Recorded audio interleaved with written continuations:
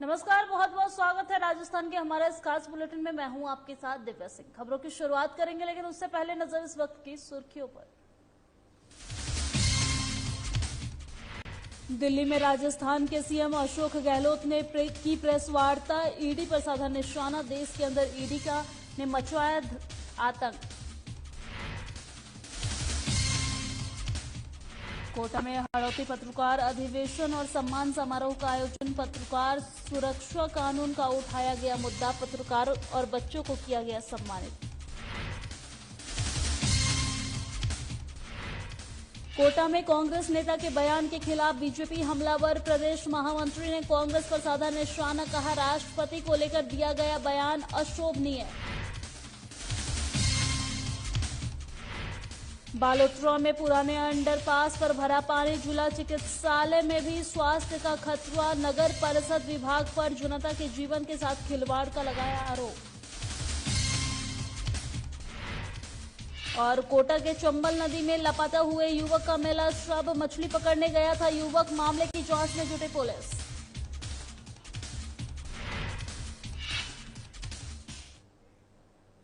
और body building, जिसे पुरुष का वर्चस्व वाला खेल माना जाता है, लेकिन जयपुर की प्रिया सिंह ने इसे गलत साबित कर दिया है। जी हां, राजस्थान की पहली महिला बॉडी बिल्डर का खिताब अपने नाम करने वाली प्रिया सिंह लोगों के लिए एक मिसाल बन गई है। कैसे इस मुकाम तक पहुंची प्रिया सिंह और क्या है उनके जीवन का लक्ष्य, देखिए हमारे इस खास रिपोर्ट में।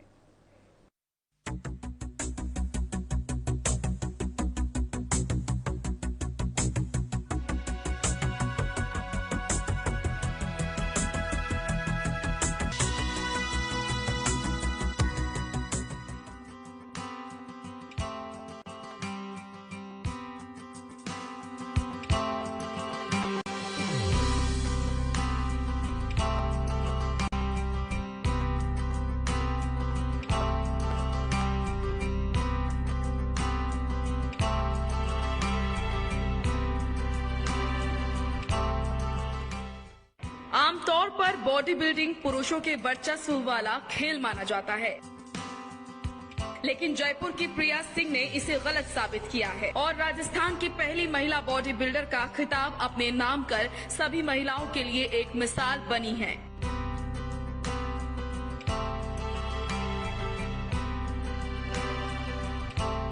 लेकिन उनका सफर यही नहीं रुका। प्रिया अंतर्राष्ट्रीय स्तर पर मेडल जीतने की ख्वाहिश रखती हैं।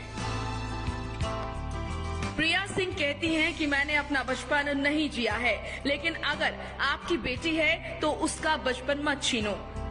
लड़की पराया धन नहीं होती है। मैं मोटी थी, स्वस्थ थी, तो मुझे जल्द ही ससुराल भेज दिया। मैंने बहुत दुख देखे। मेरे परिवार की सोच अच्छी होती तो मेरा बाल विवाह नहीं करते। मैंने ग्वार काटा है, खीन काटी है, फॉग वगैरह काट कर उनके लकड़ी के गट्ठर बनाकर लाई हूँ। नमस्कार, हमारे खास कार्यक्रम घर की लक्ष्मी बेटी में आपका बहुत बहुत स्वागत है। Thank you. मेरा आपसे पहला सवाल ये है कि महिला वुमेन बॉडी बिल्डिंग आज भी क्षेत्र में अछूता क्यों है? वो इसलिए है कि जब तक समाज और सोसाइटी की सोच नहीं बदलेगी तब तक ये अछूता ही रहेगा। और सबसे पहले समाज और सोसाइटी को अपनी सोच बदलनी पड़ेगी। बेटा बेटी में कोई फर्क नहीं है, बेटा भी वही है और बेटी भी वही है। जेंडर चेंज होने से मानसिकता चेंज नहीं हो जाती। शादी के बाद मुझे 3-4 साल तक मेरे घर वालों ने अपने पास ही रखा।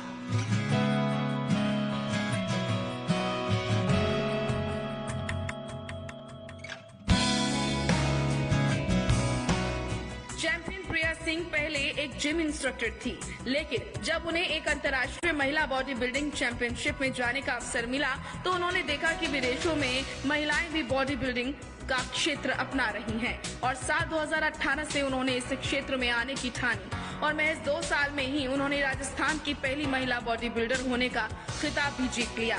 यही नहीं, प्रिया सिंह ने साल 2019 में मिस राजस्थान और विमेन फिगर 2019 का खिताब भी अपने नाम किया है। लेकिन अब उनका सपना अंतर्राष्ट्रीय स्तर पर मेडल जीतना है। उन्होंने कहा कि सबसे पहले वो राष्ट्रीय स्तर पर बॉडी बिल्डिंग में प्रदेश के लिए मेडल लाना चाहती हैं।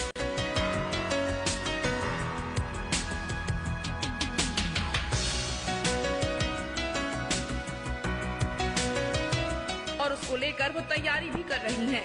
पिछली बार नेशनल चैंपियनशिप में Priya Singh top 20 women body builders में सिलेक्ट हुई थी और नेशनल चैंपियनशिप के लिए प्रिया ने तैयारियां शुरू कर दी हैं। मेरा अगला सवाल ये है कि वुमेन्स बॉडी बिल्डिंग की दुनिया में आपने उम्मीद का एक नया सूर्य उदित किया है, इसका श्रेय किसको जाता है?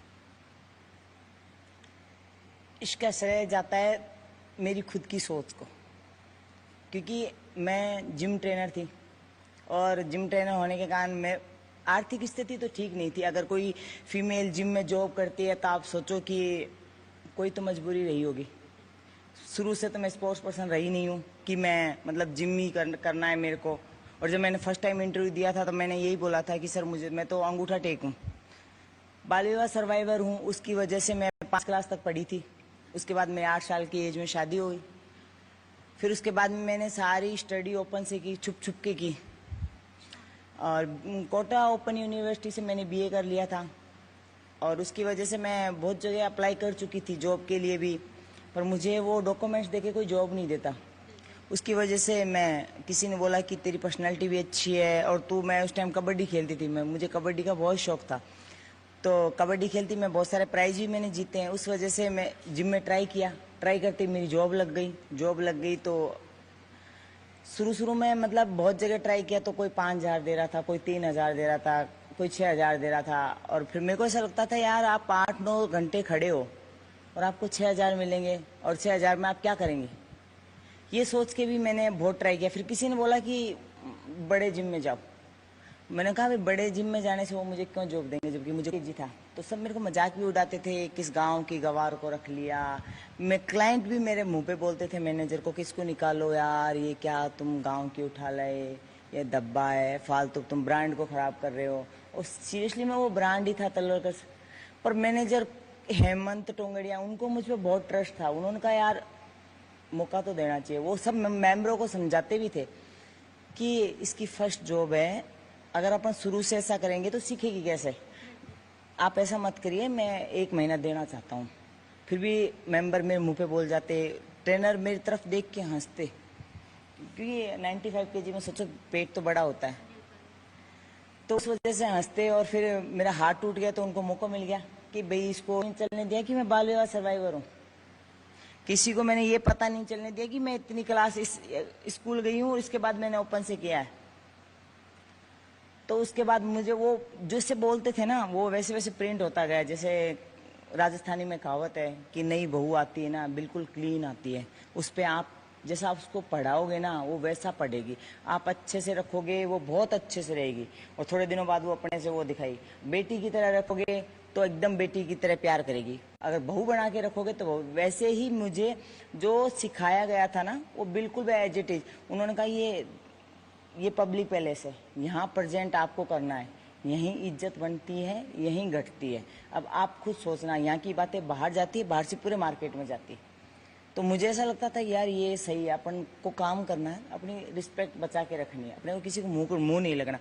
और अगर कोई कह दे तो मेरे को इतना गुस्सा आता था उस टाइम। मैं सीरियसली बात है कि मैंने कभी बाहर की दुनिया देखी नहीं है और ऑब्वियसली मैं गाँव से आई थी।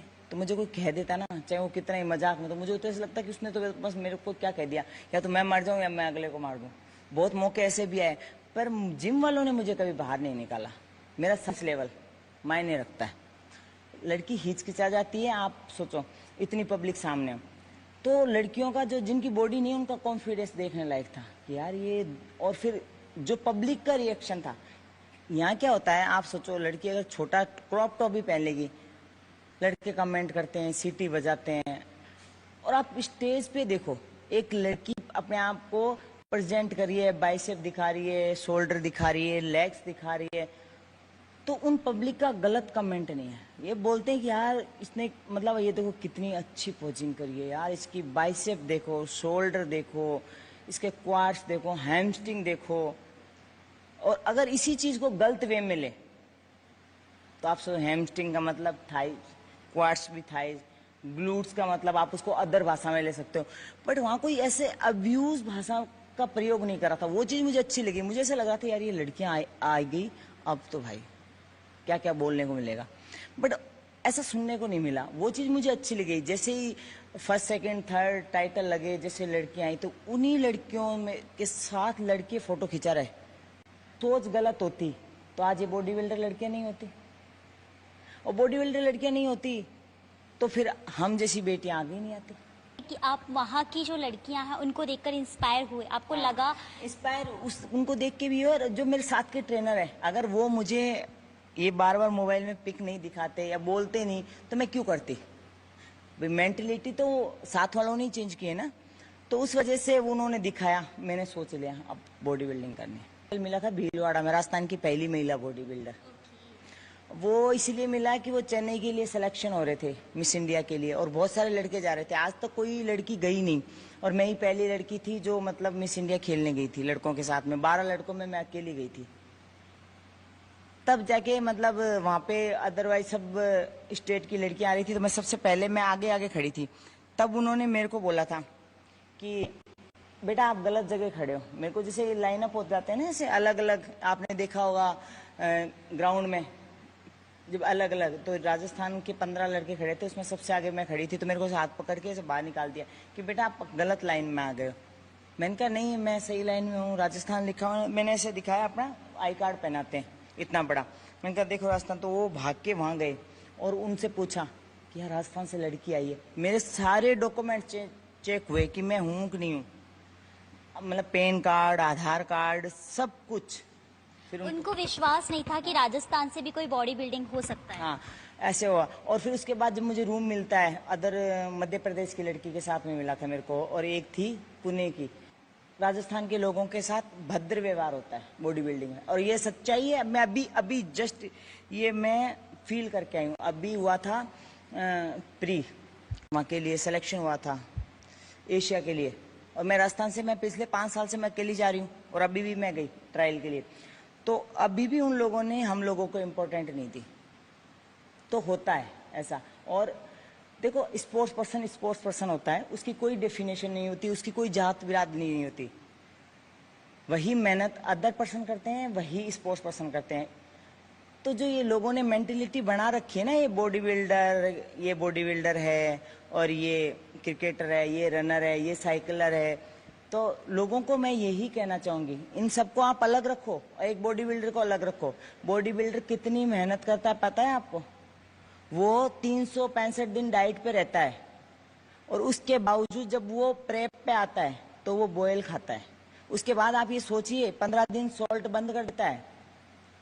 उसके बाद में अगर आपका प्री है तो 2 दिन पहले पानी छोड़ना पड़ेगा, और फाइनल वाले दिन भी आप पानी नहीं पी सकते। जब तक आपको टाइटल नहीं लगता तब पानी नहीं पी सकते। बॉडी में क्रैम्प आते हैं। क्या आप खा सकते हैं उबला हुआ?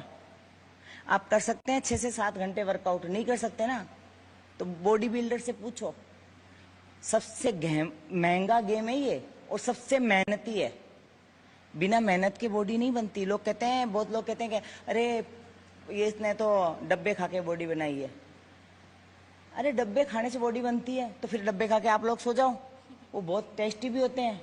कोई सा भी फ्लेवर लो आप, चॉकलेट लो, वनीला लो, स्ट्रॉबेरी लो, कुल्फी फ्लेवर लो, बहुत सारे फ्लेवर आते हैं। आपका कहने का मतलब ये है कि पसीना बहाना पड़ता है बॉडी बिल्डिंग बनने के लिए? पसीना बहाना पड़ता है। दूसरी चीज, कल की बात बताऊं मैं। कल मैं जिम में एक्सरसाइज कर रही थी, एक लड़का आया, मैडम क्या बॉडी बनाई है आपने, आपके साथ फोटो खिंचा लो। हाँ बिल्कुल खिंचवा लो। खिंचाने के बाद में क्या कहते हैं, क्या क्या डाला आपने बॉडी में? मैंने कहा कुछ नहीं डाला, हम यहाँ के शावर लेते हैं, डंबलों के हाथ लगाते हैं, जाके सो जाते हैं, ट्राइसेप बनाते हैं, चेस्ट बनाते हैं, हम खुद बनाते हैं। हमें बनाने वाले हम खुद हैं, कोई और नहीं है। ये दुनिया ने जो नेगेटिव चीजें फैला रखी है ना, कि प्रोटीन खाओ, डब्बे से बॉडी बनो, या ये इस तरह की दवाइयाँ लो, कुछ नहीं होता। मेहनत के आगे सब बेकार है। बिना मेहनत के कुछ नहीं होता। बिल्कुल भी सम्मान नहीं करती। अगर उनकी सुनते तो आज यहाँ नहीं होते। समाज, सोसाइटी, हम आपके घर से 1 बंदा 2 बंदा, आपके घर से 1-2 बंदा जाएगा, वही तो समाज बनाते हैं, वही तो सोसाइटी बनाते हैं। जब घर से सोच अच्छी होगी ना, तब जाके बाहर सुधार होगा।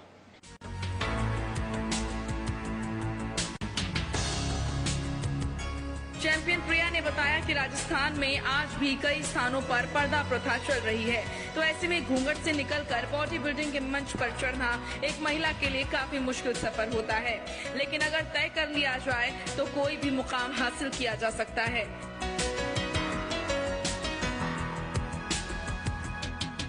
प्रिया ने बताया कि उनका घूंघट से बिकनी तक का सफर काफी लंबा रहा, क्योंकि अगर आपने बॉडी बिल्डिंग को प्रोफेशन बनाया है तो आपको कॉस्ट्यूम तो पहनना ही पड़ेगा, क्योंकि साड़ी या सूट में आप अपने मसल्स नहीं दिखा सकते।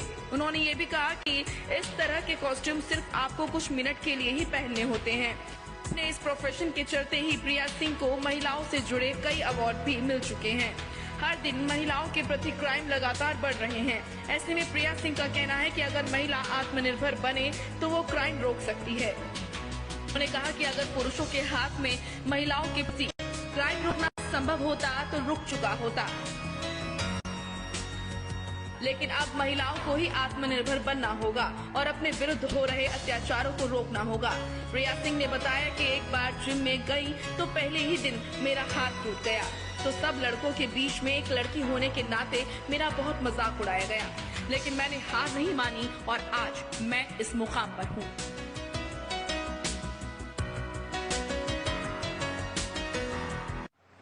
आज हमारे खास कार्यक्रम घर की लक्ष्मी बेटी में हमने आपको मिलवाया है राजस्थान की पहली महिला बॉडी बिल्डिंग से, जिन्होंने अपना पसीना बहाकर और इतनी मेहनत करने के बाद आज इस मुकाम तक पहुंचे। इतना ही नहीं, इन्होंने ये भी कहा है, प्रिया सिंह का ये कहना है कि काम कोई भी छोटा या बड़ा नहीं होता है, सिर्फ और सिर्फ बदलना है तो अपनी सोच। अगर हम सोच को बदलकर कुछ काम करेंगे तो वो कोई छोटा और बड़ा नहीं होता है। इनका कहना है कि लाइफ में जो भी आपका मन करे, लेकिन वो काम सही हो, आपका जो मन करे वही करो। किसी के कहने पर या लोगों की सोच से आप अपने आप को निर्धारित मत करो। साधना प्लस के लिए जयपुर से पूजा जोशी।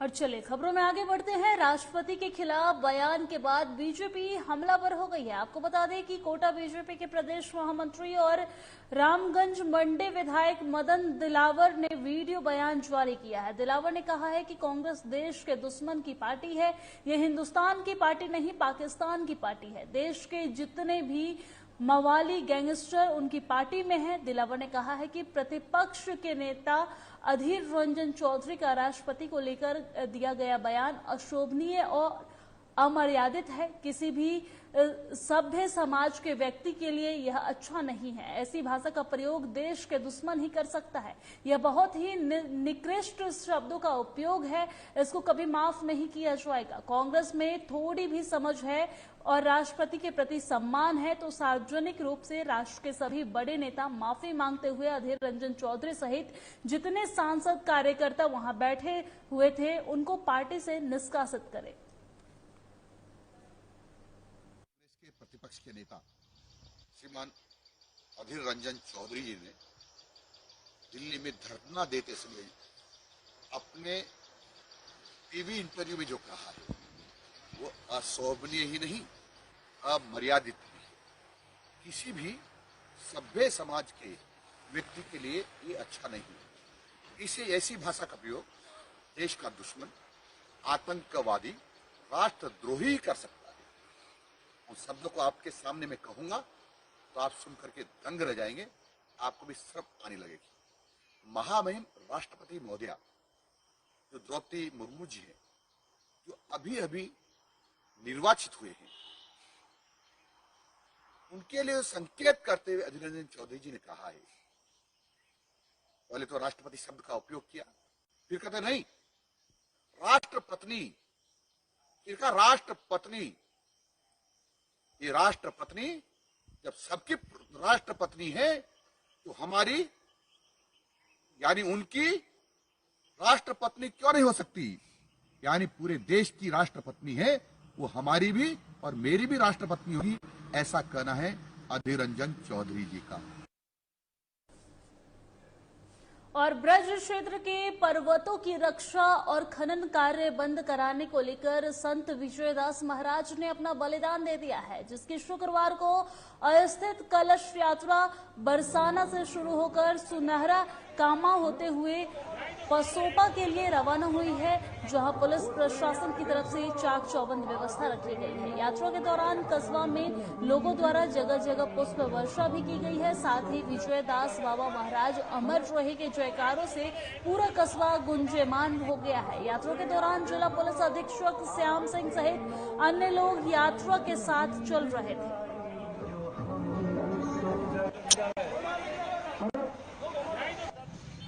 केवल यहाँ के लिए नहीं, पूरे राजस्थान और हिंदुस्तान के लिए है।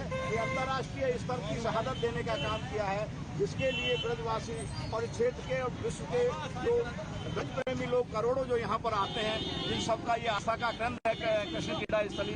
विजय बाबा अपनी शहादत नहीं देता तो ब्रज की क्रीड़ा स्थली का बचना ही मुश्किल हो जाता, इस ब्रज का अस्तित्व ही मिट जाता।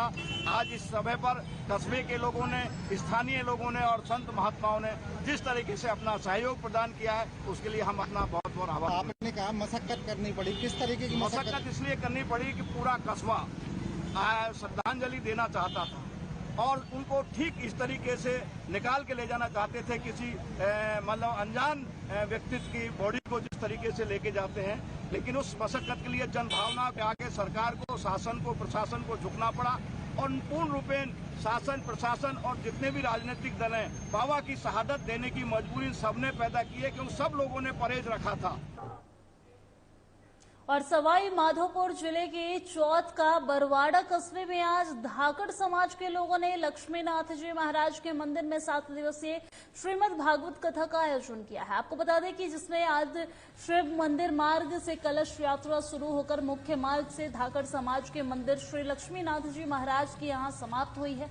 बाद में कथावाचक घनश्याम शर्मा के द्वारा मंत्र उच्चार के साथ श्रीमद् भागवत कथा का आरंभ हुआ है, जिसमें धाकड़ समाज के लोगों ने भाग लिया है। सुरेंद्र कुमार नागर ने बताया है कि यह भागवत कथा 7 दिवस तक धाकड़ समाज के मंदिर में आयोजन की जा रही है।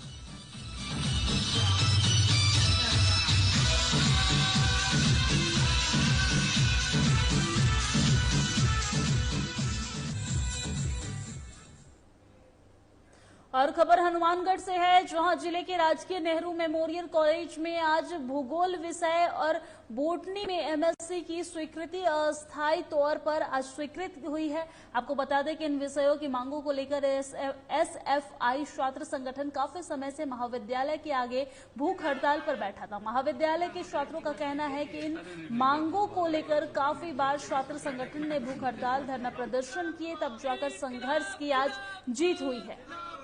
जिले के सबसे बड़े कॉलेज राजकीय नेहरू मेमोरियल महाविद्यालय में जब से कॉलेज बना है तब से लेकर के आज तक पहली बार भूगोल विषय खुला है।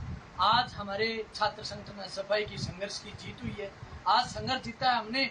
जब मैं छात्र संघ का अध्यक्ष था तब से लेकर के उससे पहले भी भूगोल, पंजाबी विषय और एमएससी को सरकारी विषय खोलने की मांग को लेकर के हम संघर्ष रहते, परंतु आज सरकार ने आदेश जारी किया है।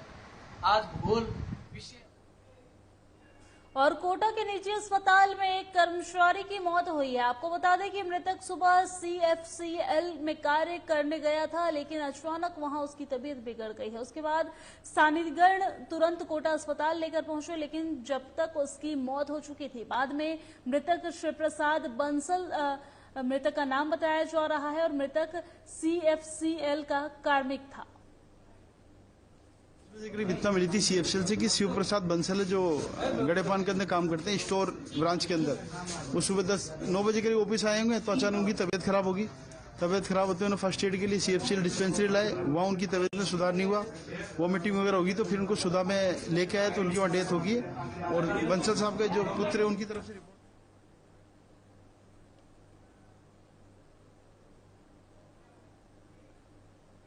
और मेरे साथ राजस्थान की खबरों में फिलहाल इतना ही। देश दुनिया की तमाम खबरों के लिए देखते रहिए साधना प्लस न्यूज। नमस्कार।